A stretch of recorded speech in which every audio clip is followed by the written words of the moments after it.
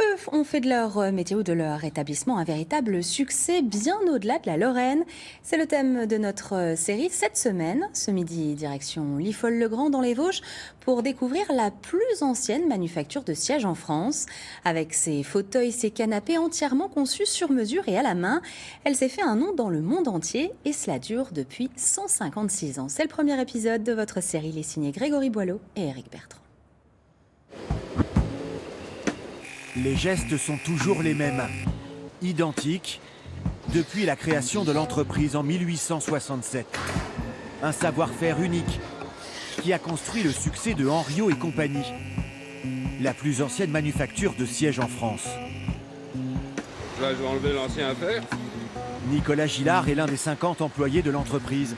C'est lui qui va réaliser les nombreuses moulures présentes sur certains sièges. Et pour cela, il dispose de plusieurs centaines de fers à sculpter. C'est impressionnant, il y en a combien là? Je sais pas, je n'ai jamais compté. Je n'ai pas compté. Si vous voulez, amusez-vous à les compter. Je ne les connais pas tous, mais j'ai répertorié. J'ai un petit bouquin avec le nom du client. Un travail minutieux, précis et délicat. Des dizaines d'heures d'efforts pour donner vie à des pièces d'exception. C'est un savoir-faire, oui. Bon, moi, comme on dit, j'ai appris sur le tas. Et puis, petit à petit, j'ai fait mon expérience, voilà, quoi. C'est malléable, comme bois, on peut faire un peu tout ce que l'on veut, quoi, toutes les formes que l'on veut. Ébéniste, sculpteur, tapissier ou peintre, on trouve ici près d'une vingtaine de métiers différents. Et chez Henriot, tout est réalisé à la main. Les sièges sont intégralement fabriqués et assemblés à Liffol-le-Grand. L'entreprise s'est spécialisée dans la reproduction de styles historiques, des meubles de tradition et d'exception. On est capable de faire un meuble de style du 18e, entièrement sculpté, une copie conforme et entièrement à la main. On travaille à partir de pièces de musée, c'est pas... Quelquefois, c'est simplement une photo d'archives parce qu'il ne reste plus que ça. Mais on arrive avec toute la collection de vieux modèles anciens d'Henriot, les calibres, les choses. On arrive à reconstituer un petit peu les formes, les savoir-faire et on les maîtrise encore. Des canapés, des chaises, des fauteuils. Henriot produit des meubles en petite série, parfois même à l'unité.